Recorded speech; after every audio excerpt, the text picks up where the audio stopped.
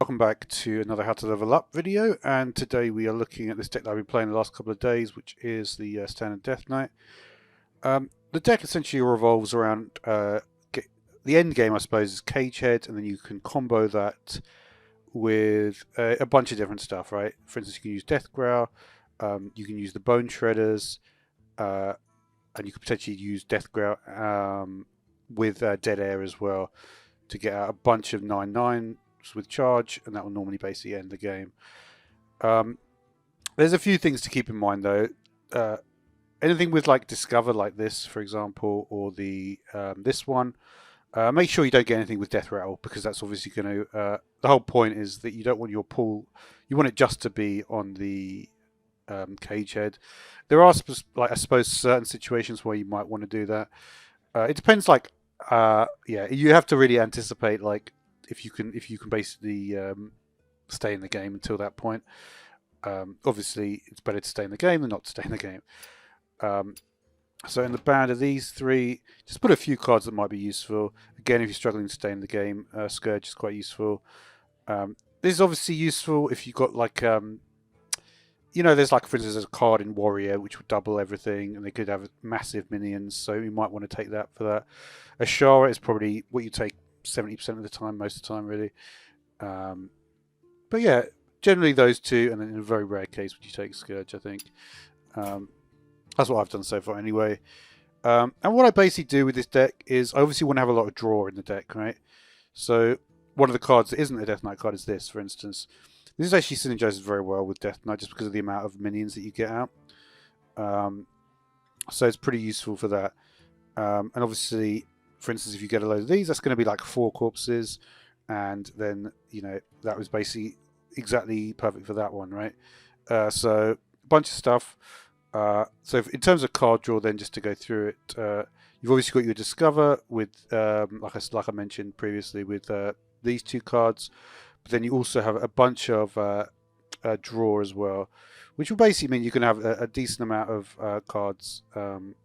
This is obviously useful.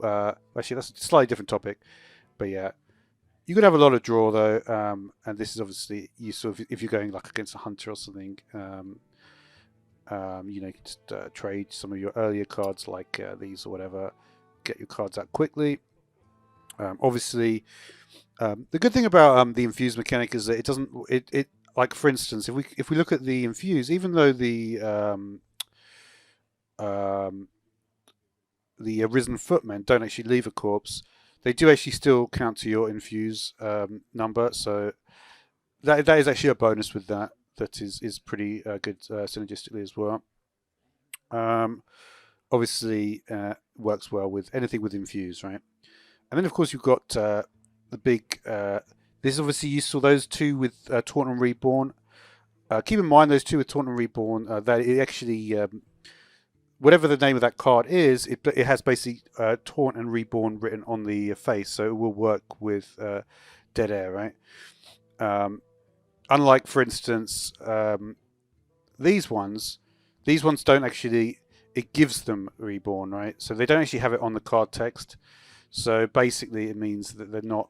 If you used it with Dead Air, they're not going to actually resummon the Reborn minion. So that's worth keeping in mind. Other than that, you can obviously get a huge amount of health out of this, and the actual effect is really good because it gives both the minion and your hero the health. So especially if it can really basically save you difficulty. Other things as well, you could do the Rune of Frost, but for instance, a good combo would be with this, right? So it's going to be 5 damage for basically 1 mana. And yeah, I mean, the thing with this is that sometimes you don't. One card that I did have in the deck, and which I've sort of I made I've got a lot of 2s here. I made make one of these a 1. One card that I really do like and which does actually fit really well in this deck is this, the Unholy Frenzy.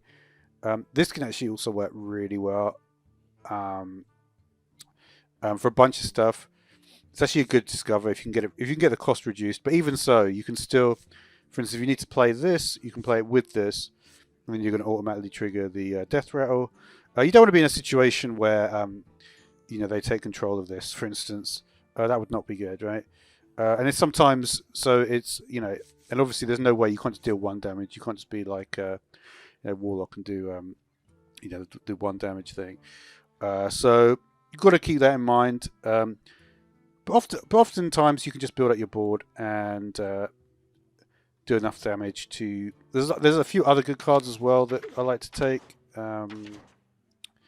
Stitch Giant is worth taking a lot of the time, and there's also Army of the Dead as well. It's quite useful to have.